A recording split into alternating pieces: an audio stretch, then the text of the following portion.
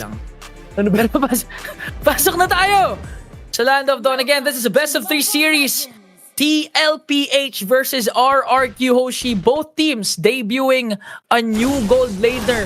Si Yuk TZ na sa mga hindi nakakaalam, isa sa mga standouts sa amateur scene pati na rin sa pagpasok sa MDL. Siya naman ngayon ang magiging gold laner ng TLPH. And for RRQ Hoshi, si veteran Skylar will sit down po muna and si Toy ang maglalaro bilang gold laner nila. Oo, tingnan natin kung kaya mo paglaruan ni Yuk TZ ang gold laner ng RRQ Hoshi. So far, so good. Tahimik ang ating game. Wala masyadong bakbakan. 50 seconds pa lang naman. Usually kapag may Indonesian team kang kalaban, 30 seconds pa lang may nagsusundo ka na sa mid. Pero this time, medyo tahimik ang ating mga teams. Dahil syempre, kuha lang muna ng mga XP, kuha ng farm. Pero maganda ang ikot dito ng TLPH. Di may invadan dito si Carteezy and as well, nakokontrol nila yung posisyon ng Alpha at pati na rin ng Tigreal. Ang ganda ng bagong skin ng Harit. Ngayon ko lang napansin. Di ko nakita kung ganyan yung skin na ginagamit kanina eh. Pero, o nga no, medyo tahimik compared sa mga na-witness nating games. 3 series kanina. Medyo tahimik ang Land of Dawn sa early game. Yung kay Killua, no? Ganda nung effects. Oo.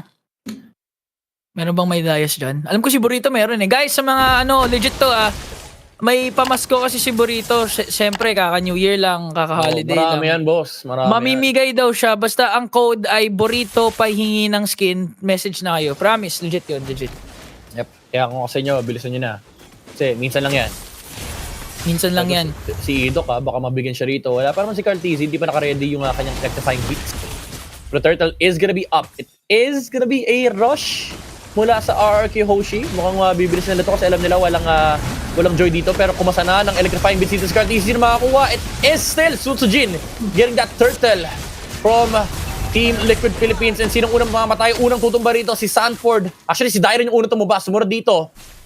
Sino ba talaga? Lumabas yung Si Dairen, alam ko si Sanford una eh. Sumunod lang si Dairen. Okay. Pero, nakakuha ng first blood dito ng RRQ. Pero typical typical TLPH style. We bait out the objective. Kasi hindi naman yun yung goal namin makuha. Goal namin makuha kills. Fortunately, nakakuha sila ng isa pero parang may nakuha nga din dito ang RRQ dahil tutumba na etong si JP. So far, so good. A strong start for RRQ Hoshi. Yeah, 2 kills already para sa kanila. And magkaka-momentum yung Alpha, lalo pat involved siya sa 2 kill na yon.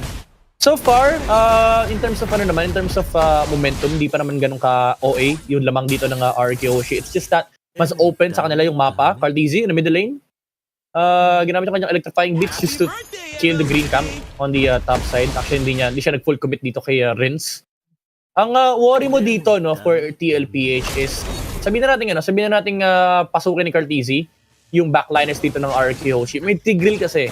So hindi ganun ka threatening yung joy ng TLPH, especially if you're RRQ Hoshi. Sa perspective nila parang medyo madali labanan yung joy dito ni Carteezy. And for TLPH naman, ang kailangan nilang gawin dito is i-make sure nila na yung attention ay wala dito kay Yuk TZ. Kaso medyo magiging mahirap yun kasi kalat-kalat din yung heroes ng RRQ. Meron kang Harit, meron kang Maxillion, as well as the Alpha plus the Phobius. I actually like the draft of RRQ Hoshi better, lalo nung natanggal yung Eve. Pero syempre, ano pa rin yan? It comes down to execution for both teams. Mas medyo madali i-execute yung lineup dito ng RRQ Hoshi. Oh, actually name of the game for this whole day, execution eh.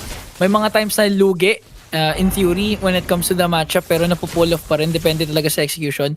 And speaking of getting the attention, siguro pag nagkaroon ng mga neutral objective fights like this, ang magiging standout for TLPH si Sanford talaga kasi manggugulo siya as much as possible. JP kinasa na kayong Glorious Pathway at parang may nahuli nga sila dito. Kaso ang problema, yung Frigid Glacier ni Sanji tumama pero makuha pa rin ni Sutsujin yung Turtle. Pero kapalit naman ang kanyang buhay. Here comes the clash though at makakakuha pa sila ng kill. Sutsujin for Sanji.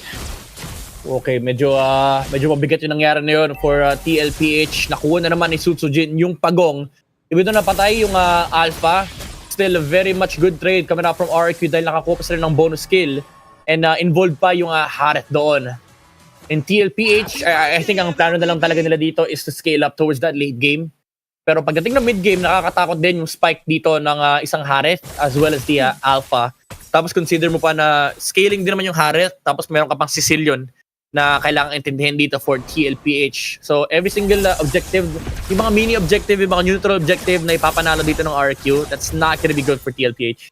I agree. Tsaka yung pag dumating sa point na alam na nga ng TLPH na yung win condition ng RRQ could be the Sicilian. Kahit kayang pasukan ni Carl TZ, babalik sa babalik sa point mo na si Idok ng Katigreal eh. Yep. So hindi magiging madali nga pasukin ni Carl TZ yung Sicilian at any given moment. Pero again, when it comes to macro din naman, nandyan si Yuk TZ with the Moskov that they could utilize. Especially pagdating na ng mga Lord. Pwedeng create ng slow pushes sa opposite lane ng Lord. Then eventually sumama as long as tumama yung Spear of Destruction. Wala pa naman masyadong lead na na-establish ang RRQ Hoshi dito. Pero again, they've gotten 2 turtles para sa RRQ. Yeah, actually lamang sa farm dito si Carl TZ. That equalizes yung gold difference ng dalawang gold laner. Kasi lamang si Toy dito, I think 400 or more, a bit more gold over the Moskov. Pero ang kailangan kasi natin isipin dito, no, hindi lang yung alpha eh. Yung scaling prowess din ng isang Sicilian na medyo mahirap din abutin if you're TLPH.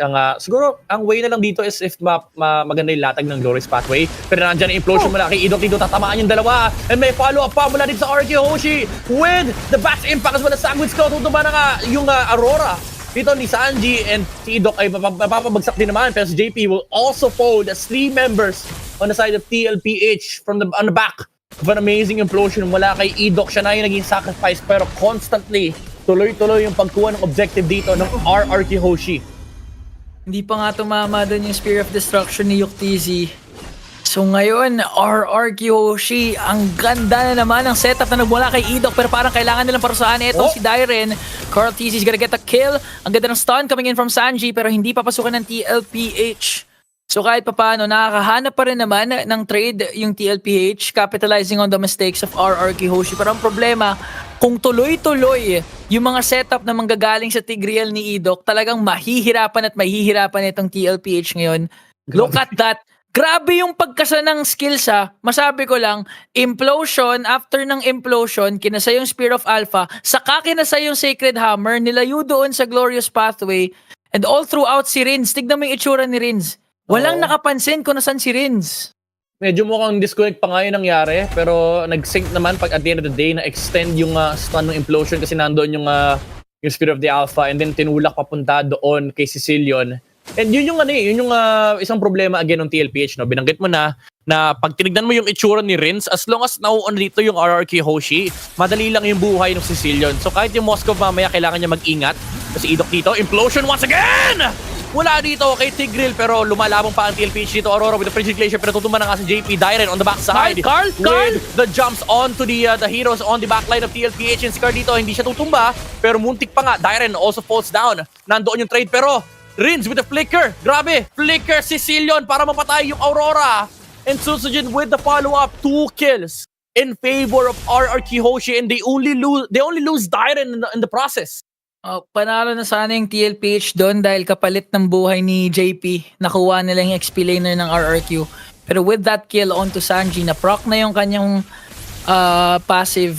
Plus they got a kill onto Sanji. It's not looking good for TLPH ngayon. Pero ang kagandahan dito, okay naman yung execution. It's just that hindi pa talaga nakapag-scale up si Carl at si Yuk TZ. Kasi kung babalikan mo yung clash na yun, ang ganda ng paglapag ng electrifying beats ni Carl TZ doon eh. Yeah. Kulang lang talaga sa damage pa. Oo, kapos sa damage. Lalo ngayon yung typical na Joy build, yung Starlium Sight. Ang problema kasi parang wala kang window. Wala kang oras para i-basic attack dito. Si Rins kailangan magdadash ka kagad kapag pumasok ka dito if you're the Joy. Kasi alam mo yung impending na paparating na chain of crowd control mula dito sa RRQ Hoshi JP. Will be able to stun up the Dyren here. Ginamit lahat dito kay Phobius pero nakuha na ng RRQ Hoshi dito yung Lord na nahahabulin nila yung natitirang members ng TLPH na may bandang likuran. Tutumba na nga si Sanford at sa Lucas taken down. And si Dyren ay nahabol yung remaining members ng TLPH. JP ayaw pa palisin. Medyo mali yung Spear of Alpha mula dito kay Susujin pero Rins is there to save the day. Pinaghahampas yung kabayo ng mga paniki. MVP talaga doon si Idok. All throughout the clash, ang ginawa niya, nagstay siya sa loob ng Lord Pit kasi alam niyang papasok si Carl TZ to contest for the Lord. Kaya yung moment na nag-dash in na si Carl TZ, kinasana niya kaagad yung implosion to make sure na hindi makaka-retry itong si Carl, hindi makakapag Yeah. makakapag-wreak havoc onto RRQ Hoshi. So far, ang ganda na pag-execute nila ng Tigreal dito. At ramdam na kagad si Rince. Tumama yung Spear of Alpha, pero might be a counter-attack. Tumama yung Frigid Glacier sa tatlo! Ito na ata yung comeback ng TLPH. Yuk TZ nagwawala na nga ngayon. Dairen, maaaring tutumba sa kamay ni Yuk TZ. Napasubo yung RRQ Hoshi. Tatlo lang yun nandoon sa may middle lane na nakala nila kaya nila labanan yung buong puwersa ng TLPH. Tinamaan sila ng mala-impactong nanginginig na yelong Frigid Glacier mula dito kay Sanji. Pero relax lang muna dahil TLPH uuntiin nilang gapangin dito yung lead na hawak ng RRQ Hoshi. So far, kahit paano magandang bawi yun, especially for Yuk TZ na may late game factor pa rin naman. Pero si Rince, buhay pa, ingan. Ito lang yung isang problema na kailangan harapin ng TLPH. The Sicilian on the backside. Kailangan nilang hanapan ng solusyon. Itong Sicilian ng RRQ Hoshi. As long as makasana ni Idok yung implosion at tapos hindi kumonekta or at least ma-sustain nila yung damage ng mga galing sa RRQ, that could be an opening for Carl TZ na pasukin kaagad itong Sicilian sa likod. Pero ang problema kasi sobrang on point yung mga implosion ng galing kay Idok. Nilapag na nga din ni Sanji yung kanyang Frigid Glacier pati na rin Glorious Pathway ni JP. Hindi matutuloy yung clash. But again, TLPH, unti-unti na nating nararamdaman yung kasakitan ni Carl TZ. At talaga ma-force niya out of position etong si Rince as long as again wala yung implosion ni Idok. May chance ang TLPH. Yeah. For the next Lord fight, ang problema lang ng TLPH dito kompleto yung battle spell ni Idok at pati na ng kanyang ultimate. So medyo may hirapan na naman si Carl TZ to look for an angle to jump onto the backside or even steal the Lord. Pero commendable yung performance niya dito. Hindi pa namamatay yung Joy ni Carl TZ and he's keeping up in terms of farm. So, nandyan yung damage, nandyan yung mobility ng Joy. Kailangan lang talaga nila siguro mabait dito yung implosion ni Idok. And so far, on point yung laruan ni Idok dito. Pero yun yung kailangan basaking cycle ng TLPH. In fact, lamang pa nga si Carl TZ dito kay Sutsujin. Ang dami actually times na akala mo mapipitas na si Carl pero at the last moment nakakatakas pa. So that's a good sign for Carl TZ. Pero this time kinakailangan talaga nilang ma-execute yung Lord Dance na ito to perfection. Si Idok, kanina, kinasan niya yung implosion nung lumapit si Carl TZ. Joy. Pero ngayon, pinagbibigyan na si JP na force out na yung Glorious Pathway. Tinamaan pa nga ng Sanguine Claws na pop yung kanyang revitalize. Pero Idok, what an amazing implosion! Ang dami niyang nahuli doon. Spear of Destruction, may tatamaan. Pero ikakasa nga pa ni Yuk TZ. Yuk TZ nakikibag 1v1 dito kay Toy. Makakaisa siya. Pero ang problema, napitas din siya doon. Isa na lamang ang natitira at si Sanford yun, RRQ Hoshi, who wins that clash. One hit lang, men. One hit lang ni Toy. Yung Moscow kasi tinamaan din ng Bats Impact mula kay Rince. Kinailangan niya mamili kung sino yung sisibatin niya. Pinili niya si Toy. And isang hampas ng Bats Impact and of course yung Synchro Fission na isang Haret was able to take out a Moscow. In a split second, Sanford muntik pang mamatay pero sinundan na nga ni Dairen. Yung Lucas dito ng TLPH, mabubuhay si Sanji, makakadepensa sila dito sa may bottom lane. Pero nakuha ng RRQ Hoshi, yung Lord. Yung abang ni Idok doon sa may mid lane right bush. Ang ganda sana nung entry ni Carl TZ. Naka-apat siya na dash. And makakaabot siya sa Lord pero nireset ng RRQ Hoshi. So even then, hindi ganun kaganda yung timing ng TLPH. And nung nag-back off na sila Carl TZ, doon lumabas yung Flicker Implosion mula dito kay Idok.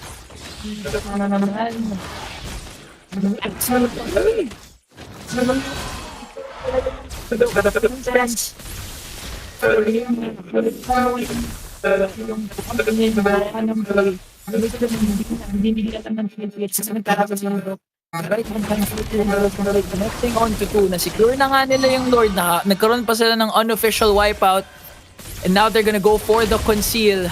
Idok pinangungunahan ng RRQ Hoshi dito habang si Carl TZ doing his best to clear out the minions. Lord marching in the bottom lane. Tumama pa nga yung Sanguine Claws. Napakasakit at tutumba na nga din doon si Sanji. Oh my goodness. Just the sheer combos of RRQ Hoshi as well as the skills being casted and si Sanford dito napapatumba na ata. Ano mga damage implosion mula kay Ito. And tutumba na yung high loss at pa rin na rin yung Joy ng TLPH and RRQ Hoshi. Triple kill para kay Toy.